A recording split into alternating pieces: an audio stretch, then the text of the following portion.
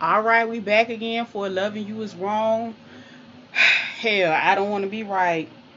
This episode started out very, very interesting because the young lady, what's her name, Tanya, the new neighbor, basically had a psychotic episode. She hadn't been taking her medication. She was off her lithium.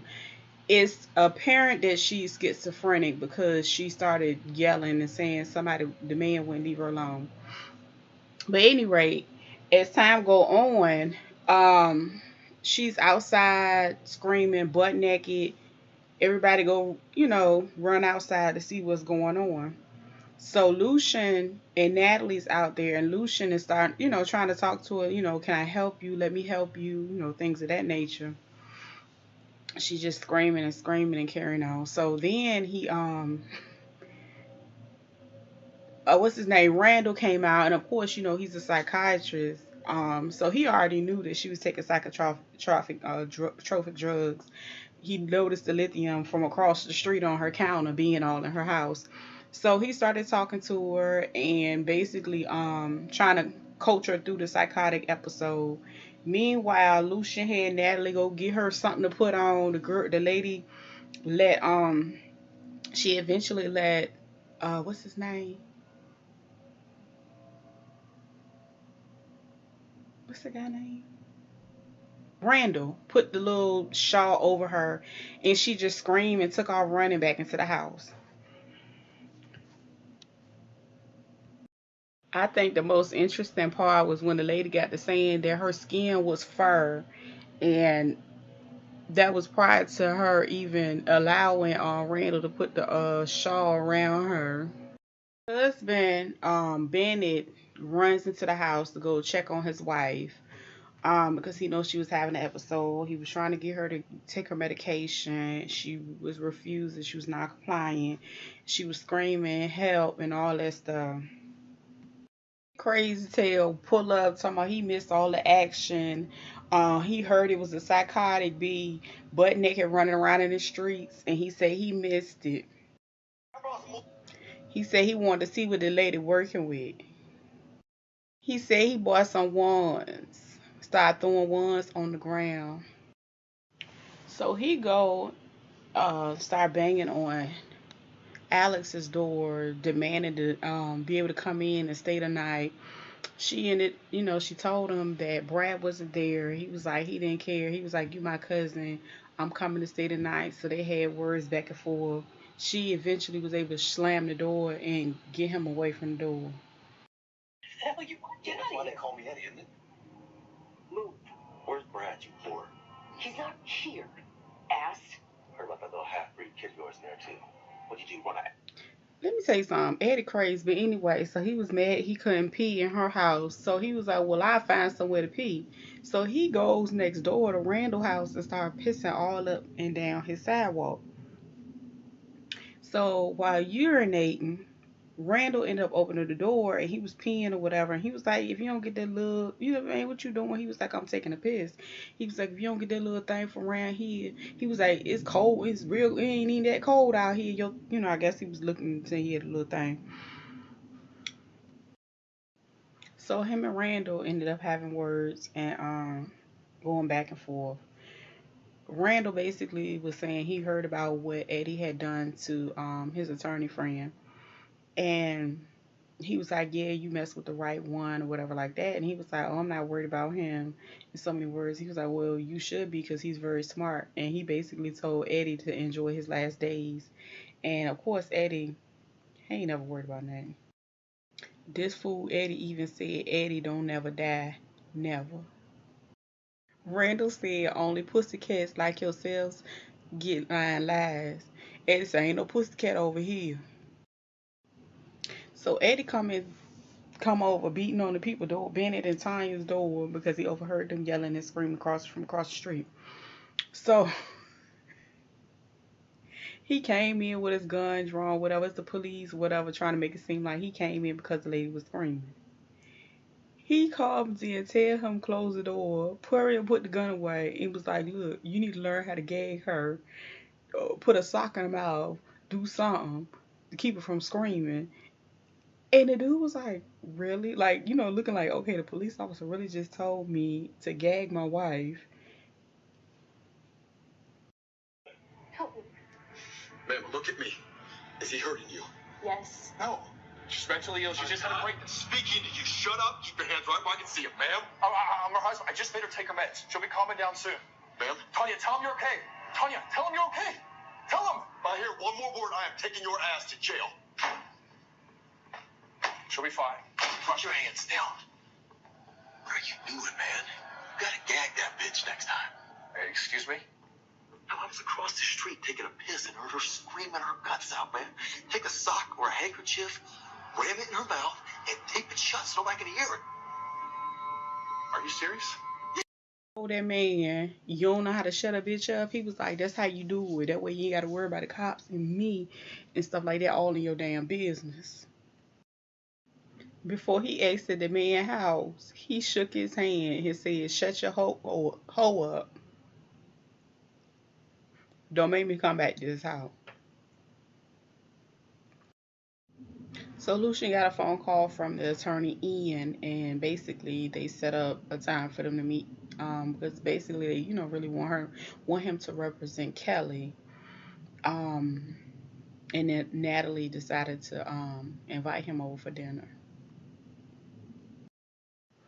So Marcy and Brad, they still booed up, and Brad is basically talking about, how he's looking forward to having Alex sign a divorce paper so everything can be over. He wanted to do it, quick, fast, in a hurry. And Marcy was just talking about how she's just glad that Randall signed theirs, and she was just basically saying she don't know, how Ian got him to do it. So Marcy and Esperanza end up talking about the attorney Ian, about how he helped her get her divorce from Randall and things like that. And so Esperanza was really, interested in talking to an attorney. So she said she would give Ian a call per Marcy's recommendation. Esperanza basically says she's at her wit's end and she's just tired of dealing with Eddie and she just want him to leave her alone. She want to find a way to, threaten him, scare him, something to get the man to just leave her alone. Marcy called the attorney Larry to find out what he done to make sure to get Randall to sign. He basically didn't tell what he did, but he just reassured her that everything was handled. Ian already signed the paperwork, everything was final, and not only that, she could just kind of move on with her life. And basically the conversation kind of went into the sexual nature of the relationship with Randall and Larry in the past and their college days. And Larry basically was like, yeah, he's quite a swinger. And, she's like, well, I wish I would have known that. Of course, she wish she would have known that early before she started dealing with him, but that's done. Randall is hot, hot, hot, hot, hot, hot that this divorce has finally went through. He's like on the phone, they confirmed that everything has been processed. He's pissed off. He's like, what if I didn't know I signed what I was signing? What if I can prove that the attorney gave me something fraudulently? They was like, it would be your word against his. He called up to the lawyer's office, tried to get Larry on the phone. The lady said something. He was like, B, you know who this is. I call all the time. Randall, he pissed. So Natalie and Alex end up having a conversation about how Alex is getting ready to start letting Randall come over to see the baby and having I guess, co-parenting. And also they're talking about redoing the DNA test, which needs to be done because it's just still like up in the air. Like one, it's supposed to be Randall's baby. It's, I'm kind of feeling like this gonna end up still being Brad's baby after the divorce is said and done. I mean, I just feel like it's a little extra twist and turn that's gonna be thrown up in there.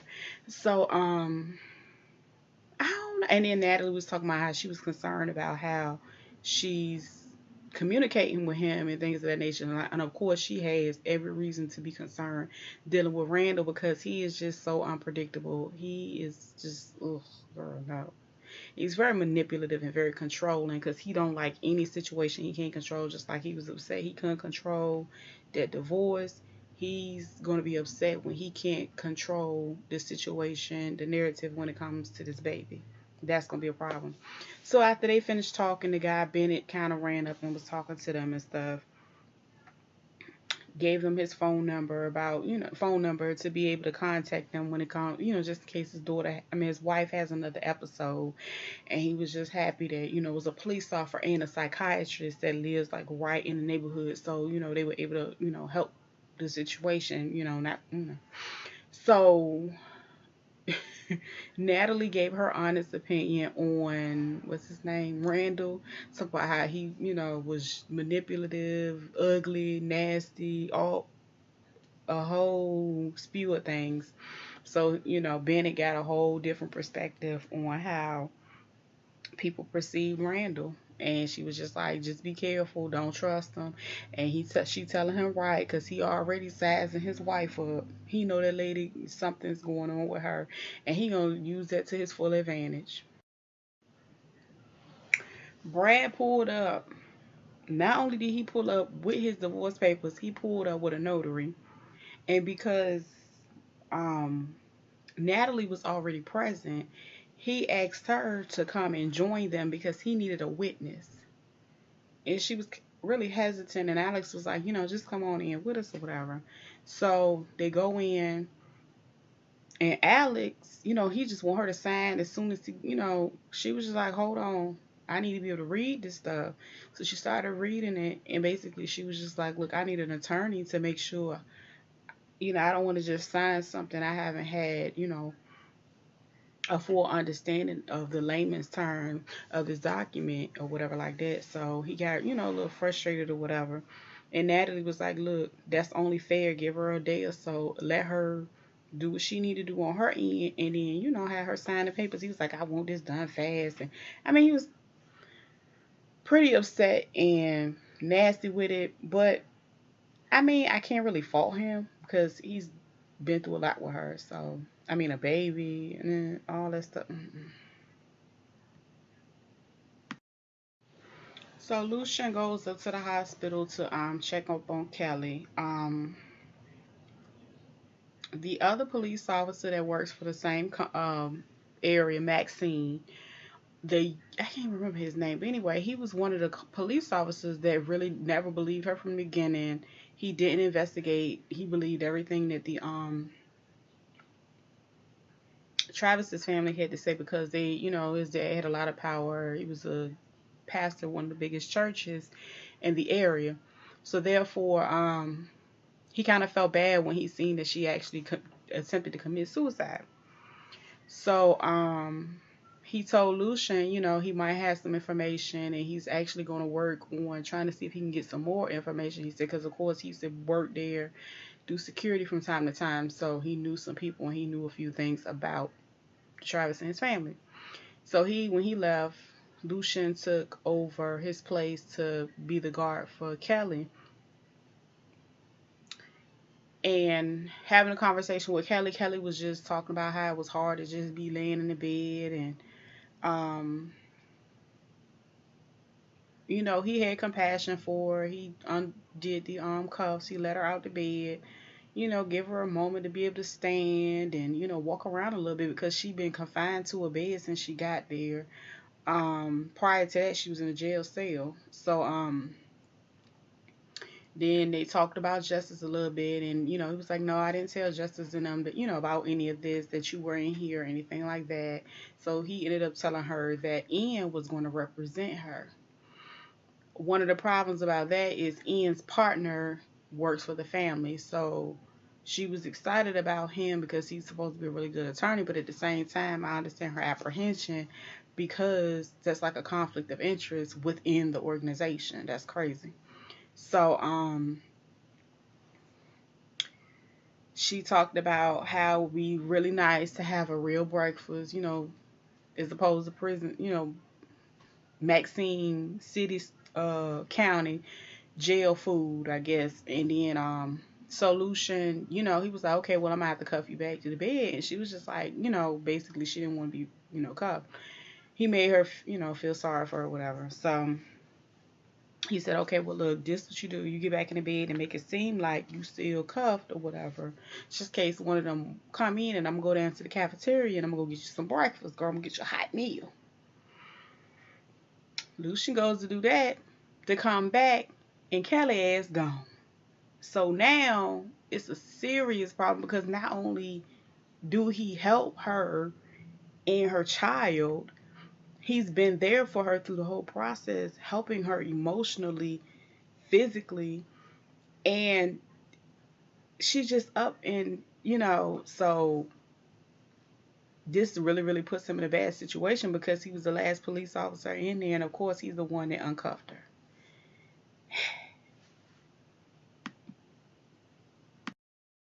So Randall pulled up to Larry's office and beat him up.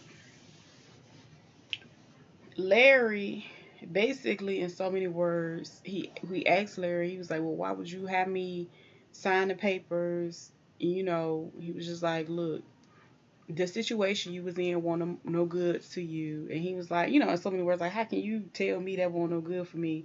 He was like, listen, that woman had a case against you that would have showed the emotional distress, the harassment, and all the things that you caused in her life, that eventually made her have a miscarriage, and that's a form of murder. So he was like, in so many words, that woman had so much on you that you would thank me later for going ahead and helping her get her divorce. He said, because basically, it wasn't a good look for you. So, of course, he was mad. He was threatening to go contact the bar to have him disbarred and stuff like that, for acting unethically. And he basically did trick him into signing it. And so basically he hinted towards, like, that woman know about our past too. So, to me, in so many words, to him, he was like, is it really worth going through all this? But anyway, he was still mad. What I think about this episode, they spent a lot of time on Alex and Brad's divorce, because everybody basically, for the most part, except for Tanya when she had her episode. Oh, excuse me. But what I'm thinking, Tanya, what it's looking like, Tanya is going to have some issues with, what's his name? Randall. And I'm gonna tell you something, because the lady is probably not going to be able to communicate them the way she needs to. It's going to take a long time for all of that to kind of come out in the way that it needs to, because he is harassing her. He is watching her. He won't, you know, he's not going to leave her alone, because he preys on the weakness of some people. So anyway, the episode with Tanya, she brought a new life, new excitement to the neighborhood, to the little small town of Maxine. Um, I feel like Esperanza is going to get some stuff started when it comes to Eddie, because Eddie is just so reckless, and Larry looks happy to help her in that situation. So he can't wait, because like, this is his way. He would love to try to get him back because of what he done to him, but why not do it in a way that it ruins him professionally all the way around? So um good episode. Was a little long on that breakup situation, but in this Kelly part of her being missing, Lou Shine, you got some explaining to do. See y'all next time.